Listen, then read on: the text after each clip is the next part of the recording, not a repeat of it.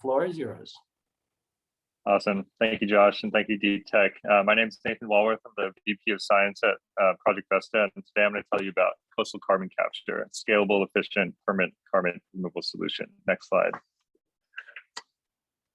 So we know today the climate crisis is here.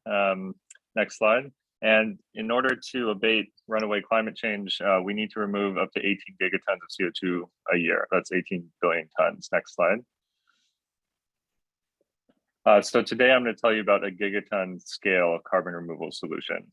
Sorry, a little slow here. Next slide.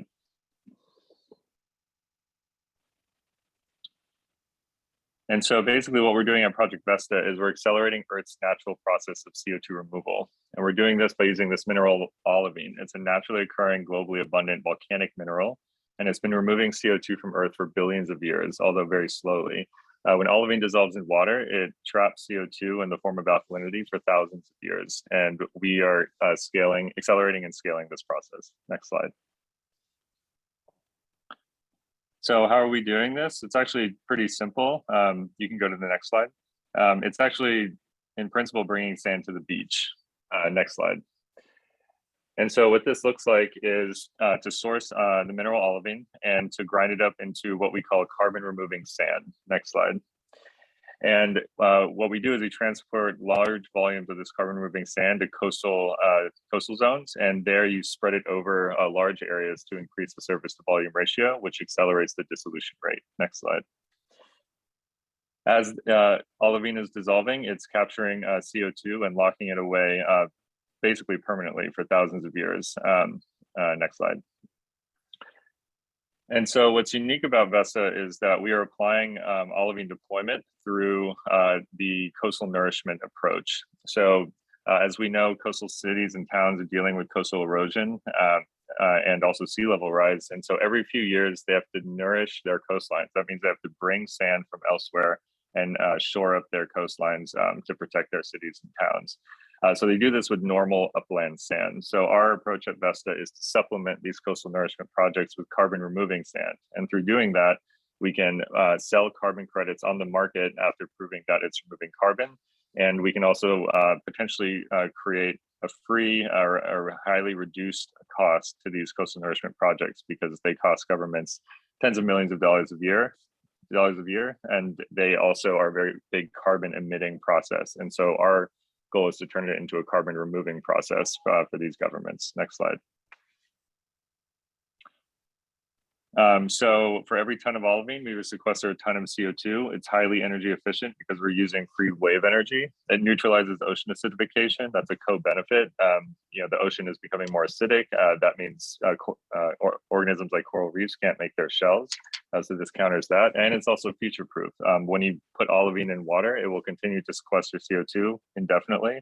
There's no additional energy inputs or technology. Next slide. So right now we're prepping for our first field pilots in the Caribbean. We're also in the permitting process with several sites in the US, the Bahamas, and India. Next slide. So we have a hybrid structure. We're one half nonprofit, and that's through a coastal carbon capture impact fund where we can accept tax deductible donations. And then we have a for-profit side as well where we can accept equity investments and for-profit grants. Next slide. So to date, we've raised over 6 million in non-dilutive grant funding, 1.99 million pre-seed round. And we've been doing work in modeling studies and lab studies for the past 2 years, built an interdisciplinary team of 14 and who are international. We've won several climate programs and accelerators. We've signed letters of intent with 3 olivine sources, 2 dredging companies, and 14 carbon credit marketplaces, and we've pre-sold $250,000 in carbon credits. Next slide. So we know the carbon market is the next $1 trillion market, and net zero pledges are skyrocketing from cities and companies. Next slide. If you stack us against other coastal carbon or carbon capture technologies, we enjoy a lot of benefits, including energy efficiency, cost effectiveness, no land or freshwater use. And I'd be happy to go over that offline with you at a later time. Next slide.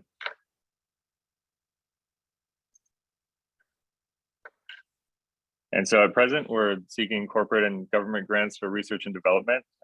We're also seeking early carbon credit purchasers who want to support novel carbon technologies, and we will be raising at later rounds. Thank you.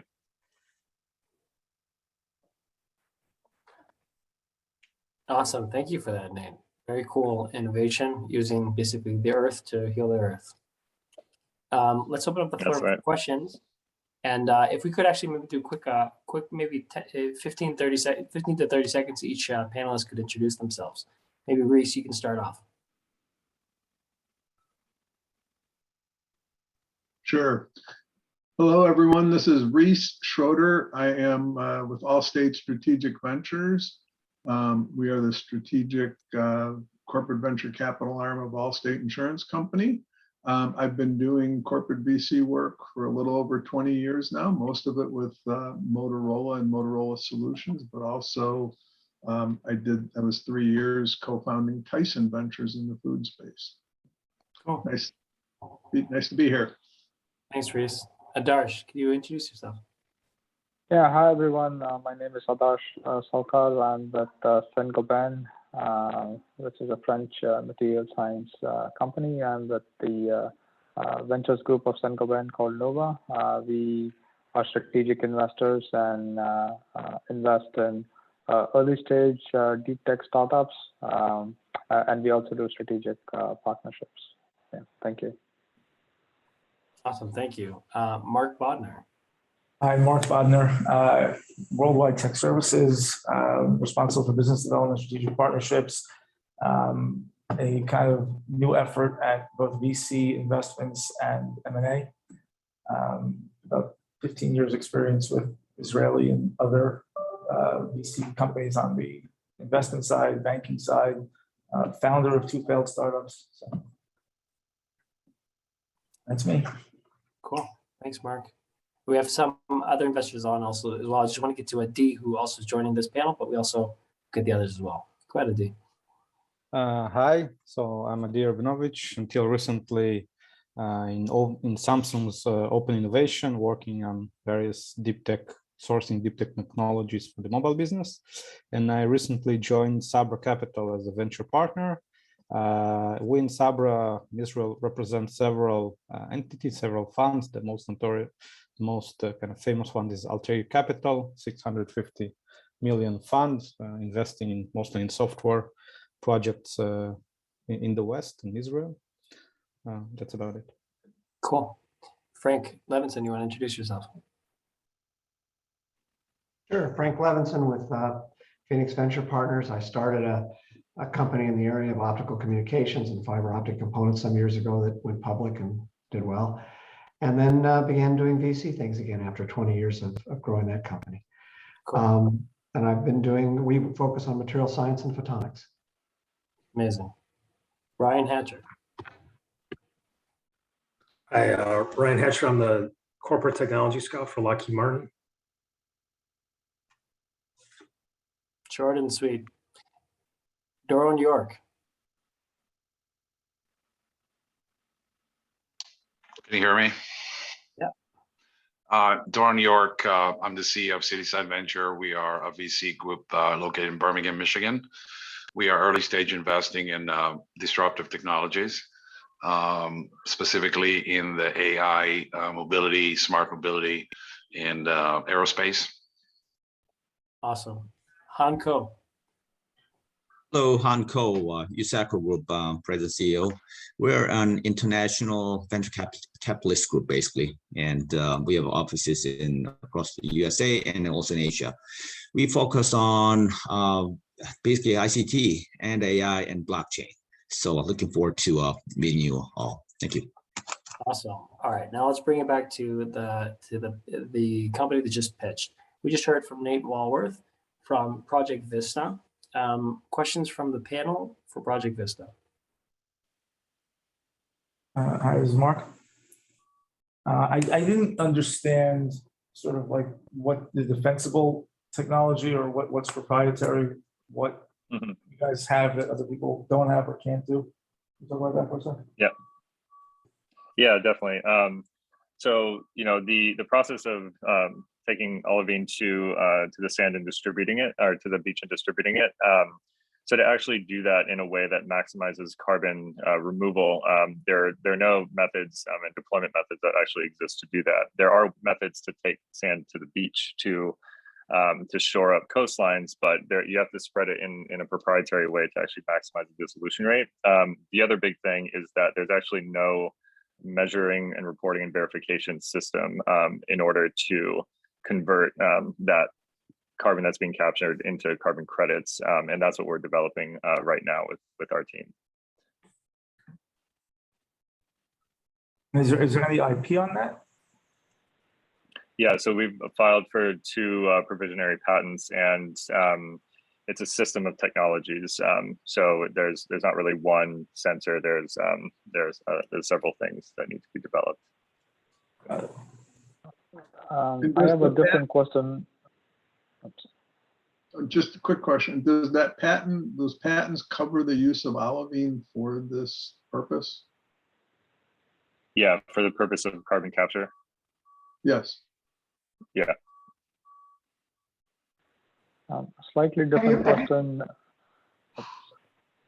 Just a quick one. Have you guys done any study to compare the carbon consumed or energy used to produce a unit of olivine compared to the amount of carbon it is supposed to capture? How does that compare from manufacturing?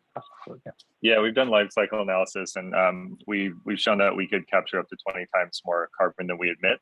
There's obviously a little room in there depending on the distance from our sources to the mines and to the field, but at scale, that's what we can achieve. Just a quick question.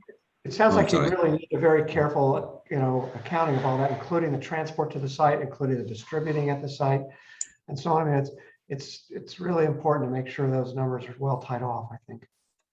Yeah, that's right. I don't want to take up too much time. Just a quick question here, Nate. Could you tell just a little bit more about your hybrid model? You mentioned that for-profit, non-profit, and I don't, you don't have much time here. If you just elaborate a little bit, I think that you have a great solution. Okay, that's why I'm interested in your business model. Thank you. Great, thank you. Yeah, so there's obviously a good amount of research and development we need to do, and for example, a lot of corporates and different companies would like to issue tax-deductible donations to things like this, and so one half of it is we set up a structure where we're working with an entity that houses a nonprofit fund for us for things like program-related investments, and so they can actually issue us loans that we can pay back in multi-year timeframes as we commercialize. So that way we can be open to things like many types of tax deductible donations. And then the for-profit side, that's equity investment or for-profit grants that we can take directly into a public benefit corporation is basically what we've set up. So I'm happy to go into it more offline with you. Okay, yeah, well, let's get that. Yeah, let's get connected later offline here. And then just a quick question. So is your entity a Delaware corporation, or what kind of entity is that? Yeah, it's Delaware. Okay, all right, thank you. That's good. Thank you. Thank you. One other question, can this be also used as a feedstock in any of the construction materials? Have you guys looked into that, or is that something that so there is potential for that. And so as you can imagine, there's actually several types of applications olivine can fit into. We're focused on this dissolution at scale for carbon removal, but we do have some other R&D projects that are theoretically looking into that right now. Yeah, I think it'll be good to connect offline on those ones. Yeah, that'd be great. Thank you.